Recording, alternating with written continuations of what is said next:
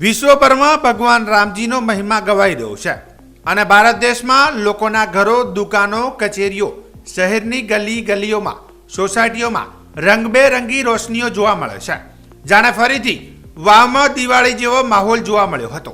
રાત્રિના સમયે વાવના હિંગળાજ મંદિર તેમજ ત્રિકમજી ભગવાન મંદિર તેમજ હરિપુરા હનુમાનજીના મંદિરમાં ભજન, સત્સંગ, સુંદરકાંડ, હનુમાન ચાલીસા જેવા કાર્યક્રમો રખાયા હતા અને મોટી સંખ્યામાં લોકોએ શિયાળાની કડકડતી ઠંડી હોવા છતાં પણ મોટી સંખ્યામાં ભક્તો ભાગ લઈ ભગવાનના ભક્તિ રંગમાં રંગાયેલા જોવા મળ્યા હતા.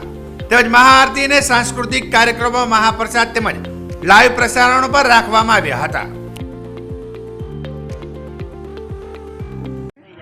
રામ ભગવાનની પ્રતિષ્ઠાને લઈ વાવમાં કેવો માહોલ જોવા મળ્યો? આજે જબરજસ્ત માહોલ જોવા મળ્યો અને કાલે ભગવાન શ્રીરામ ખુદ અયોધ્યામાં પધારી રહ્યા છે.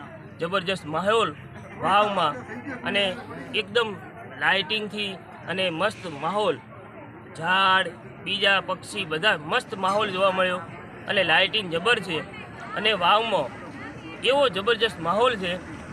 ભગવાનને જ્યાં મંદિર હોય ત્યાં કથા, રામધૂન બધે ચાલુ જ છે, આરતીઓ ચાલુ છે.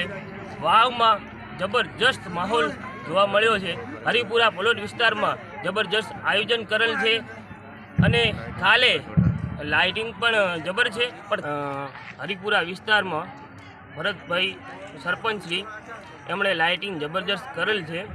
એમનો ખૂબ ખૂબ આભાર માનીએ છીએ કે જબરજસ્ત લાઇટિંગ અને એવો માહોલ બનાવ્યો છે ને વાવ વિસ્તારમાં ભરતભાઈએ કે દીપાવલી જેવો મહોત્સવ અત્યારે જોવા મળી રહ્યો છે.